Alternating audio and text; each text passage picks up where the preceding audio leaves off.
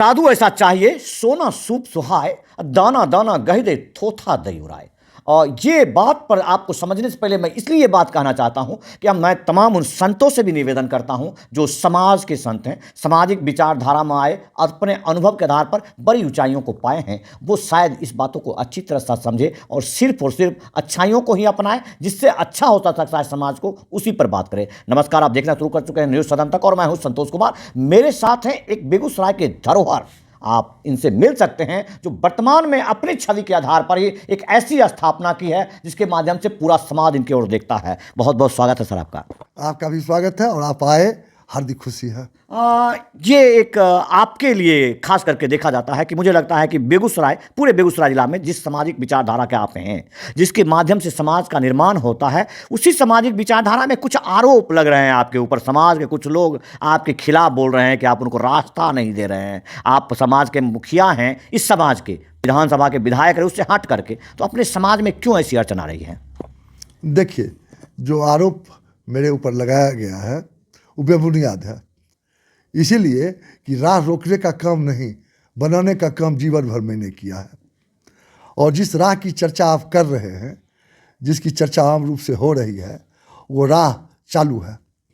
लेकिन वो राह चालू आज से 2 साल पहले जो एक परिवार, 2 परिवार जो उस दरवाजे के पीछे बसे हुए हैं, उनके लिए था कि उनका दरवाज़ा यही बन गया। कंत बाबू जिनकी नाम की चर्चा की गई, वो हमारे परिवार के प्रधान थे, 6 भाइयों में बड़े थे। और इसीलिए उनकी रचनात्मक प्रवृत्ति ग्रामीण सामाजिक विकास की जो थी, इस वजह से उन्होंने कभी भी किसी को कष्ट नहीं पहुंचाया, बल्कि सहयोग किया और हर आदमी के लिए वो सहायक बने। और गांव में एक संस्कृति पैदा हो कि गांव में पढ़ाई लिखाई का कोई साधन नहीं था, जगह नहीं थी, न वातावरण था, न मनोवृत्ति थी। उस ज़माने में उन्होंने इस गांव में अपने दरवाजे पर, उसी दरवाजे पर जिससे पीछे से बीच से होकर रास्ता गया है किनारे से, तो उस दरवाजे पर उन्होंने लॉर्ड प्राइमरी स्कूल खोला, प्राइमरी स्कूल चलवाया। बाद में अपने विधवा बहन के नाम से सिया कुमारी मध्य विद्यालय गोदरगामा स्थापित किया, जबकि इस इलाके में एक भी मिडिल स्कूल नहीं था, न हंसपुर में, न सफापुर मनियप्पा में, न बहादुरपुर में। इन सारे गांवों के विद्यार्थी यही आते थे पढ़ने के लिए। लगभग आधा दर्जन गांव के विद्यार्थी गोदरगामा स्कूल में पढ़ते। ये सेवा का लगभग कितने सालों पहले हुआ है?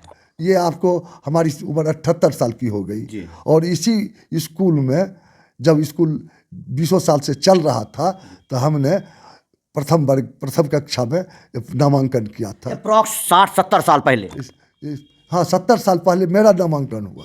तो हम ये जानना चाहते हैं कि हमारे सुखाचार जो 1860 बना, जिस सुखाचार में लोगों के लिए निर्धारित किया गया कि उनका हम रास्ता ना रोकें, हवा ना रोकें, पानी ना रोकें, तब हमारे लिए पगडंडी में चलने मात्र के लिए रास्ता ही पर्याप्त होता है। आज इस आधुनिक युग में जहां हमको कम से कम 12 फीट का रास्ता चाहिए होता है, जहां से एम्बुलेंस आना चाहिए, फायर की गाड़ी, अग्निशमन की गाड़ियाँ आना चाहिए, ऐसे मामलों में क्या नहीं लगता कि सुखाचार को ही इम्प्लीमेंट अपने आप समाज को कर लेना चाहिए? पहले जहाँ हमारा घर है या उसके पीछे की जो आबादी है, जो 3 परिवार है जो सड़क खोज रहे हैं, तो सड़क खोजना उनका वाजिब है।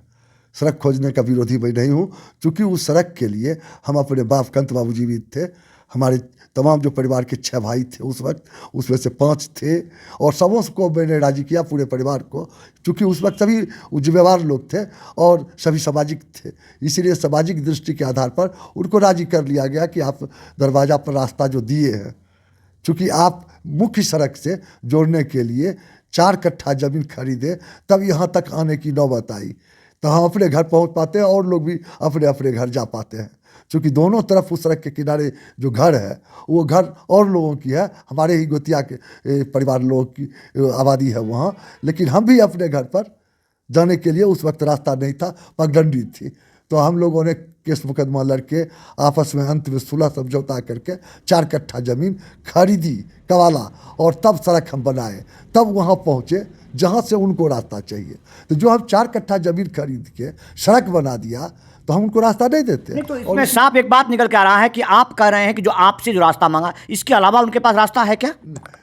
रास्ता अनेक हैं, लेकिन जो मुख्य सड़क जो हम लोगों ने खरीद के बनाई है उससे जोड़ने के लिए इस दरवाजे से होके जो एक पैसेज है जिससे कि रिक्शा चला जाता है, ई रिक्शा चला जाता है, मोटरसाइकिल चली जाती है, लेकिन ट्रक नहीं जा सकता है, बड़ी गाड़ियाँ नहीं जा सकती है। तो बड़ी गाड़ियों के लिए चूँकि वो अच्छा घर बना है, उनको चाहिए, हम भी इस ज़रूरत को महसूस करते हैं और इसीलिए आज से 50-55 साल पहले उस सड़क के लिए संघर्ष शुरू किया, अपने परिवार के लोगों को राजी किया और वो दरवाज़ा से रास्ता देने के लिए तैयार हो गए।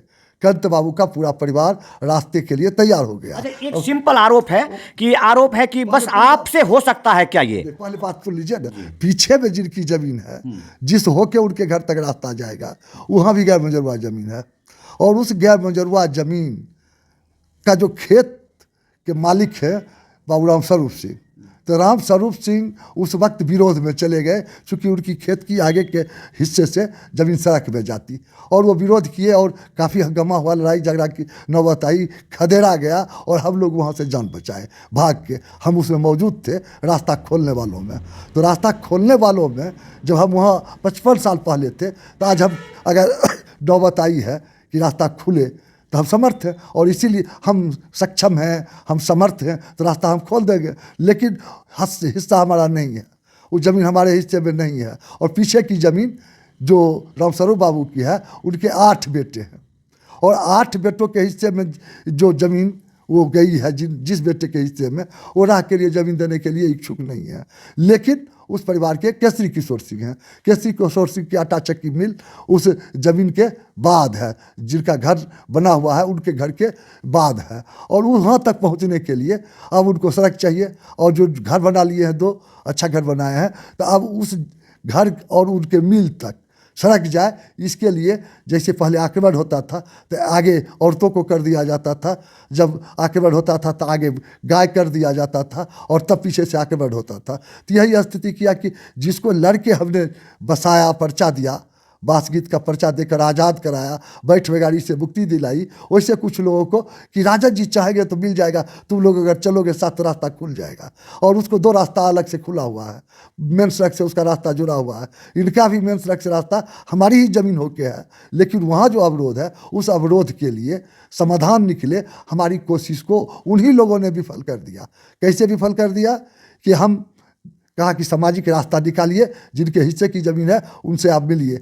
तो मिलने की जगह उन लोगों को गाली गलौज किया, कंत बाबू के बेटा को जाके गाली दिया, उनके पोता को जाके गाली दिया और बेइज्जत किया। और कोर्ट में केस यही लोग किए कि दरवाज़ा तोड़ के रास्ता दिया जाए। तो सरकारी अमीन आया, नापी हुई और जो हमारी सड़क खरीद की है उसके किनारे एक जयनारायण सिंह का घर है, तो उनका दरवाज़ा भी टूटेगा। फिर आगे एक ब्रजेश सिंह गुजर गए, उनका है, उनका भी दरवाज़ा टूटेगा। 8 भाइयों में एक भाई है, उनका दरवाज़ा टूटेगा। तब तीसरा नंबर आएगा हमारा, चौथा नंबर आएगा राजेंद्र सिंह, एक राजा राम सिंह है, उनके घर का हिस्सा टूटेगा। तब रामचंद्र सिंह जो रास्ता खोज रहे हैं, नूनू बाबू और अरविंद जिनका बेटा है, बउआ हम बोलते हैं, तो उनके घर का आधा हिस्सा टूटेगा और तब सड़क जाएगी उस मील तक। तो वो केसरी किशोर सिंह चाहते हैं जिसका टूटे, जयनारायण सिंह का टूट जाए या ब्रजेश का टूट जाए या कंत बाबू के परिवार के जितने लोगों की हिस्सा है उसमें उनका टूट जाए, मतलब नहीं। केवल जो इतनी सारी बातें हो गई, एक छोटा सा भी फाइनली हो गया कि एक आपने देखा होगा जो मैप है, जो मानचित्र है, जो बनाया हुआ जो अमीनों के द्वारा, उसको आपने देखा होगा। उसमें साफ तौर पर अंकित किया गया है कि लाल रंग से सर्वे का रास्ता और हरा रंग से अतिक्रमण किया हुआ जो है। तो उसमें दिख रहा है कि जो आपका जो बंगला है, वो बंगला उसके आर पार उस पर कब्जा में है। वो सर्वे का रास्ता है या नहीं है? नहीं, देखिए, सर्वे का रास्ता तो पहले मुख्य सड़क से जुड़ेगा, तब सर्वे का जो ज़मीन है उसको आप रास्ता मान सकते हैं। तो वो सर्वे का रास्ता है नहीं, चूँकि उसके आगे ज़मीन नहीं है सड़क की और न पीछे ज़मीन है, और बीच में वो ज़मीन है जिसको वो कहते हैं सर्वे का। तो इसको जब टाइटल में चले गए हैं, वो कोर्ट में चले गए हैं, कानून का सहारा ले लिया है और मामला सब जुडिस हो गया है। तो अब जब तोड़ने की नोटिस आई तो 7 घर टूटेंगे, इसलिए हमने कोशिश की कि पंचायत करके रास्ता निकाल दिया जाए। 7 घर नहीं टूटे, दरवाज़ा हमारा अब कहीं इस लायक नहीं रह गया है कि उसको दरवाज़ा कह सकिए। वो दरवाज़ा ढह रहा है, गिर रहा है, चूँकि जिन लोगों का दरवाज़ा है वो सारे लोग बाहर हैं, कोई गाँव में नहीं है। अब उस दरवाज़ा का ये कहिए कि लवारिस की तरह है। तो आज आज न कल टूटेगा, लेकिन हमारी नियति की सामाजिक सौहार्दता के साथ ये हो जाए, सबसे बेहतर यही होगा। और इसलिए बैठाए तो वही भाग गए, केसरी किशोर सिंह जो दावा कर रहे हैं उन्हीं के भाई भाग गए, उनका परिवार। ये उनका विश्वास आपके प्रति है कि उन्होंने कहा कि राजन जी चाहेंगे तो हो जाएगा, आप समाज के मुखौटा हैं, इसमें रुष्टता कहाँ से आ गई? हमारे 6 भाई बाबूजी जो थे, जी। 6 भाई का परिवार आज 150 का है। अगर सब लोग गांव चले आएंगे तो एक बड़ी आबादी का टोला हो जाएगा, छोटा गांव बन जाएगा। और उसमें अब पुराने लोग नहीं रह गए जिनको हम कह सकते थे। अब जो मालिक बने हैं उनको समझाना इसलिए मुश्किल है कि एक तो गांव में नहीं रहते हैं, दूसरा उनको इन लोगों ने उत्तेजित किया है, तीसरा ये कोर्ट चले गए, और जब कोर्ट गए तो ये लोग अपील में हाई कोर्ट गए और हाई कोर्ट से स्टे हुआ, कलेक्टर के यहाँ मामला चल रहा है। अब ये मामला का निष्पादन से हो जाएगा, इन लोगों को होगा कि आके हमको बेइज्जत किया, गाली दिया, कोर्ट में हमसे बॉन्ड बनवाया 1-1 लाख रुपये का, जेल जाते जाते बने, अगर जमानत नहीं लेते तब, तो उनको संतुष्टि होगी, कानून से टूटा। तो अब उनको राजी करने के लिए उनके घर पर मैं कई बार गया, हाल में भी गया, कुछ दिनों पहले अपने घर में बुला के सभी दोनों पक्ष के लोगों को बैठाया कि आप तय कर लीजिए। लेकिन एक न एक कोई बाहर भाग जाते हैं और वो कहते हैं प्रतिष्ठा का सवाल। सब दिन लड़ के तो राह दले लो, सबको राह आप दिलाए हैं, इसीलिए यहाँ भी लड़के आप दिलाइए, हम नहीं जाएंगे कहने के लिए। अरे आपका बेटा जाके गाली बका है, आपका भतीजा जाके गाली बका है, आप हमारे साथ चलिए और कहिए कि हम दोनों साथ रह लिए हैं, सब दिन आज भी हमारे साथ है वो। और उनकी दुख सुख जिस भी तरह की समस्या आई, सब में हमारे बिना उनका कोई काम नहीं हुआ है। लेकिन आज प्रतिष्ठा का सवाल बना के कि हम नहीं जाएंगे, क्योंकि परिवार टूट रहा है और उनका परिवार उठ रहा है।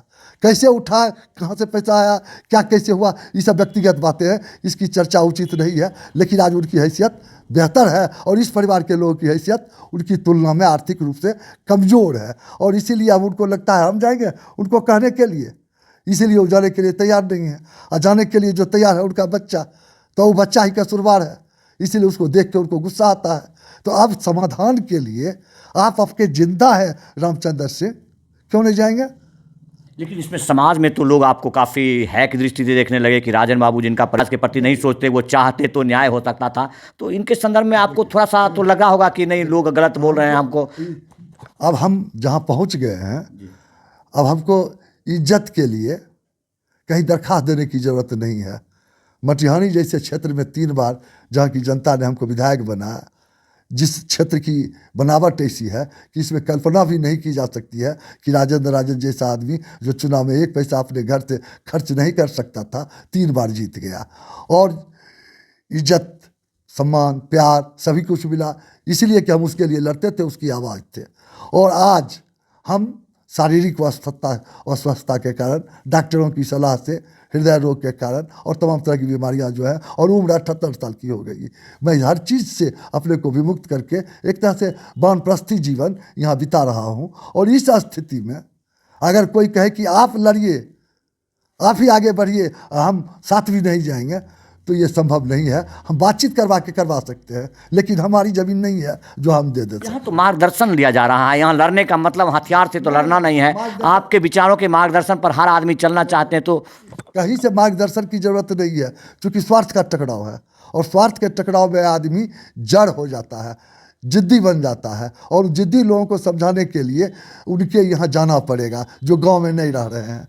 तो अब उनके यहाँ जाने के लिए जो सक्षम है वो नहीं तैयार है। जो बुजुर्ग है रामचंद्र सिंह, जिनका नाम है, जिनका घर है, जिनका 2 भाई हैं, तो दोनों घर अच्छा बना हुआ है, जहाँ तक सड़क चाहिए, तो तैयार नहीं है जाने के लिए। और दूसरा, अब राजन को इस तरह से टॉर्चर करो, इस तरह से नाम करो कि यही जाके हमारी लड़ाई लड़ ले, तो हम आपके साथ रहेंगे। रास्ता खुले हम चाहते हैं, लेकिन कानूनी पचड़ा जो आपने खड़ा किया है, पहले आप केस वापस लीजिए। सामाजिक रास्ता निकालने के लिए केस आपने दायर किया है, आप विड्रॉ कीजिए और समाज में उन लोगों को कहिए कि हमने जो आपको आके बेइज्जत किया, गाली गलौज किया, मुकदमाबाजी आपके विरुद्ध शुरू की, हम उसके लिए अफसोस जताते हैं और बैठ के तय कर लीजिए। लेकिन अभी वर्तमान समय का जो तुर्क जर्नलिज्म है, एकदम त्वरित हर चीज़ का निष्पादन चाहता है।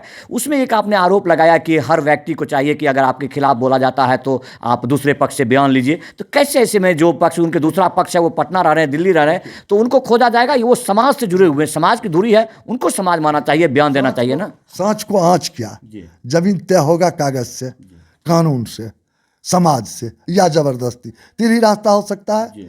तो जबरदस्ती वाला रास्ता वो करेंगे तो हम उनको थोड़े जाएंगे कि हम आपको लाठी लेके हम मुकाबला करेंगे। आपके जैसे वृद्ध समाज प्रोधा से कोई जबरदस्ती कैसे कर सकता है? इसलिए नहीं, कोई कर भी सकते हैं तो हम नहीं करेंगे, क्योंकि हम लाठी नहीं चलाए हैं। हम जनबल के सहारे हम संघर्ष किया है, और आज तक जितनी लड़ाइयाँ लड़ी है, हजारों दर्जनों जगह हमने सड़क बनवाई है जनबल के सहारे, वातावरण बना के, सामाजिक समर्थन हासिल करके, या जो भी सफलता हासिल की है हम जनता की ताकत से।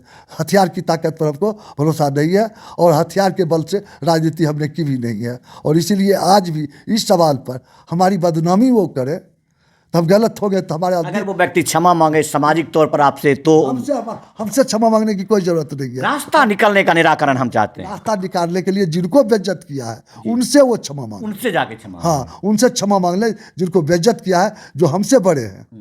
हमसे उनकी उम्र 5 साल बड़ी है, 78 हमारी हुई, तो आप उनकी समझिए कम से कम 85-86 की उम्र है, और वो बीमार रहते हैं।